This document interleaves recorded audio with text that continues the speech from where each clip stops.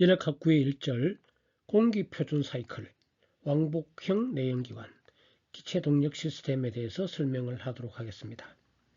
8장에서 우리는 전기동력 사이클에 대해서 설명을 했습니다. 이것은 액체와 기체 사이, 예를 들어 물과 수증기를 주로 상변화가 있습니다. 가열하면 증발하고 이렇게 액체 상태와 기체 상태의 상변을 거치는 과정을 이루는 것이 전기동력 사이클이 되겠습니다.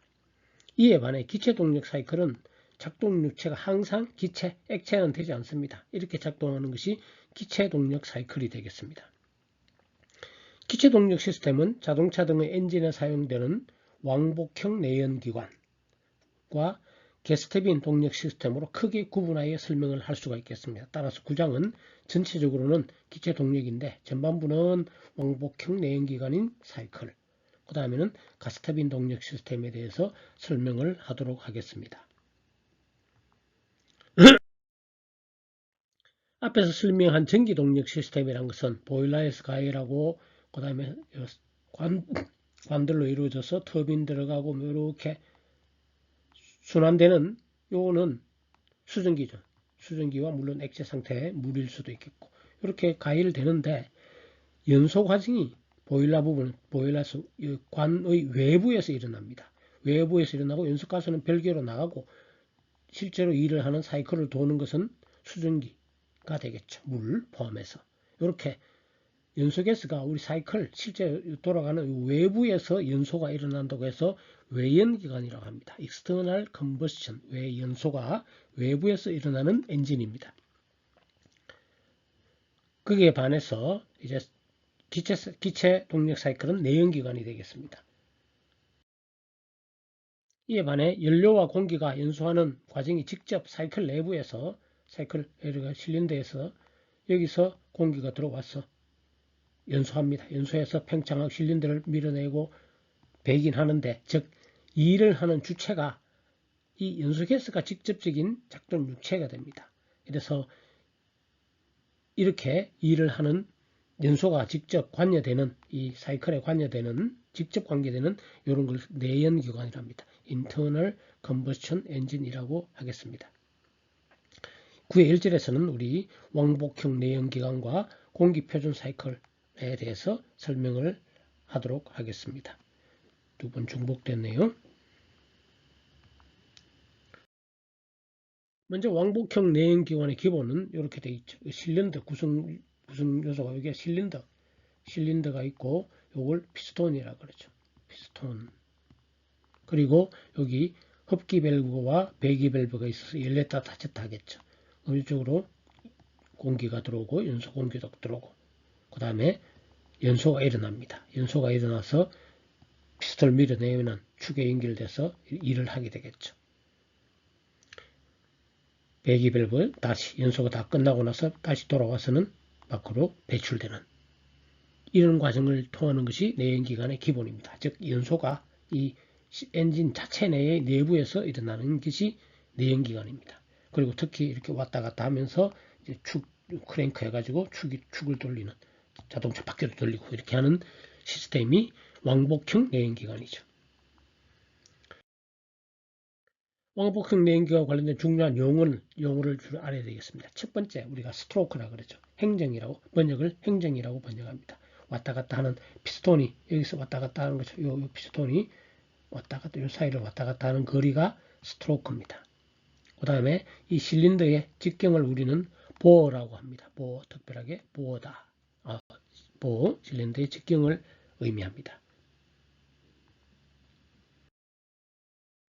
그리고 상사점과 하사점, 탑 데드 센터, 하사점, 바텀 데드 센터. 완전히 멈추는 점이죠. 완전히 피스톤이 여기까지 올라가서 멈추는 점이 상사점이고요. 완전히 내려와서 멈추는 요점이 하사점이 되겠습니다. 즉 피스톤은 상사점과 하사점 사이를 왔다 갔다 하고 그 거리를 스트로크라 하겠죠.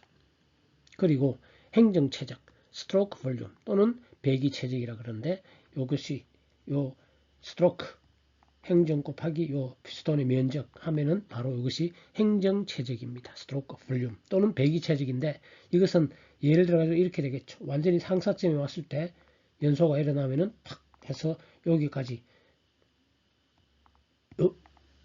팽창하고 그 다음에 배기할 때는 이만큼의 부피가 다시 팽창하고 다시 올라와서 나가는 부피가 바로 배기체적이 되겠습니다.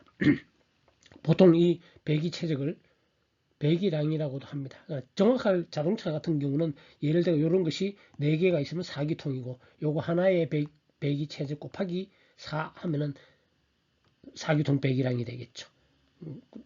6기통, 8기통은 더 많으니까 더 배기량이 더 커지게 되겠죠. 자동차에서 사용하는 용어고 하나당 우리가 하나를 따지면은 바로 요 피스톤의 면적 곱하기 스트로크 한 것이 배기량이고 배기체적입니다. 그 다음에 간극체적이란 것은 피스톤이 상사점에 도달했을 때, 요 체적이, 남아있는 체적이 바로 간극체적이 되겠습니다. 또는 연소실 체적이랍니다. 이때 연소가 일어납니다. 연소가 고음 하면은 확 밀겠죠. 그래서 연소실 체적이라, 연소가 일어나는 그때 체적이 연소실 체적이라고 합니다.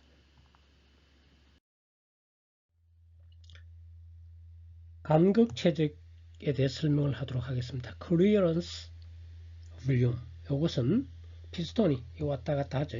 제일 위에까지 왔을 때 나머지 이 체적을 우리는 간극체적이라고 합니다. 상사점, 제일 위에 피스톤이 제일 위에 왔을 때를 상사점이라고 하고요. 최소 체적이 되겠죠. 이때 이제 연소가 일어납니다. 그래서 연소실 체적이라고도 합니다. 그 다음에 압축비 R이라고 하는데 피스톤이 왕복할 때 최소 체적 요거죠. 최소 체적과 최대 체적 제일 밑에 내려갔을 때가 최대 체적이죠. 두 비를 압축비라고 합니다. 압축비는 압력비와 달리 부피비입니다. 최소 체적분의 최대 체적. 연소실 체적, 이게 연소실 체적이고요. 행정 체적이란 것은 왔다 갔다 하는 행정, 스트로크 체적이 되겠습니다.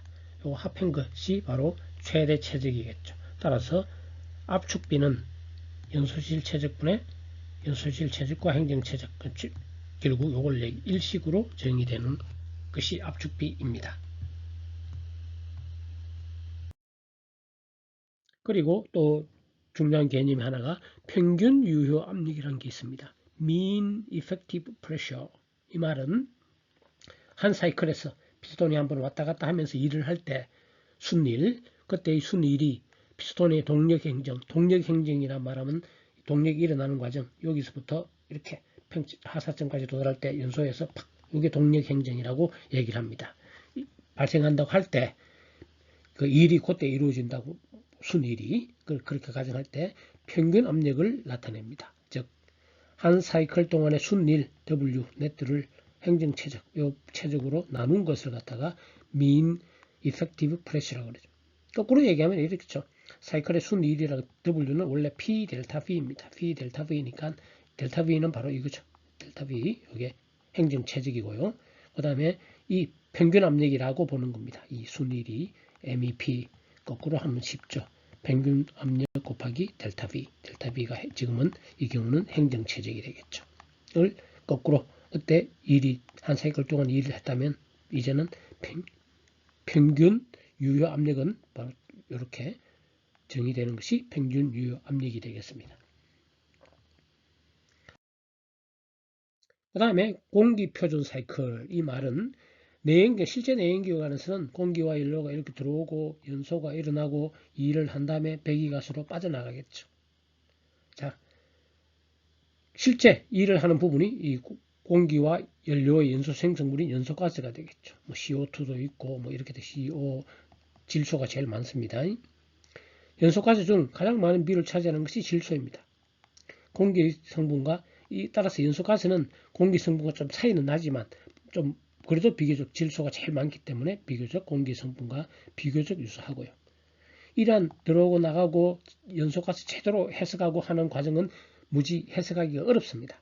그래서 다음과 같은 공기 표준 해석에 대한 가정을 합니다. 그리고 이렇게 구성되는 사이클을 우리는 공기표준 사이클이다라고 이야기를 하게 되겠습니다. 공기표준 사이클은 어떻게 가정하느냐 하면 이상기체로 가정한 공기인데 공기가 작동체, 실제로는 연소가스지만 연소가스인데 그냥 편히 해석하기 위해서 공기라고 가정합니다. 그리고 비율도 거의 대부분 일정하다고 가정합니다. 그 다음 두 번째, 실질경은 달리 흡입 또는 배기 과정이 없이 공기가 순환하며 사이클을 이룬다고 생각합니다. 실제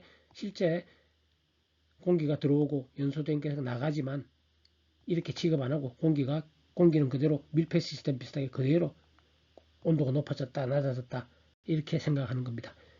공기가 들어오는 과정은 없고 공기가 원래 있고 연소 공기도 아니고 근데 연소 과정을 열이 가해져서 팽창하고 이런 과정을 이룬다고 생각하는 겁니다.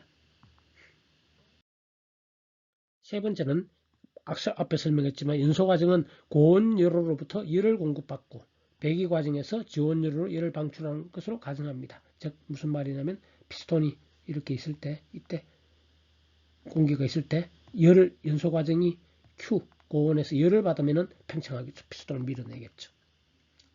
그러니까 한 바퀴 돌면 다시 돌아오면서 방출하는 과정은 그 과정은 열만 방출한다고 생각하는 겁니다. 즉 연소 과정은 QH를 공급받고 배기 과정은 QL 열을 외부로 내보낸다라고 가정하는 겁니다. 내부적인 모든 과정은 가역 과정, 왔다 갔다 하면서 마찰도 없고 그렇게 가정을 하는 겁니다. 위치 에너지와 운동 에너지 당연히 무시를 하게 되겠습니다. 자, 이렇게 가정을 하면 실제 엔진과는 틀리겠죠. 당연히 많이 틀립니다.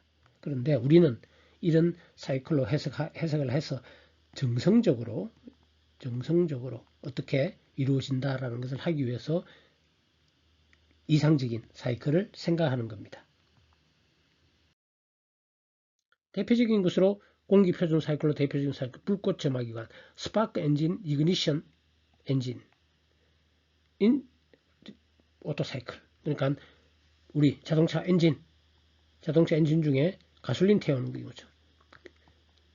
가솔린을 태우는 경우에 우리는 기본 사이클이 오토 사이클이 됩니다. 이것은 여기서 공기와 연료가 들어와서 스파크 플러그가 있어가지고 전기를 통해서 불꽃을 일으켜서 연소가 일어나게 하는 것이 불꽃 점화 기관이고 거기서 대표하는 오토 사이클이 되겠습니다.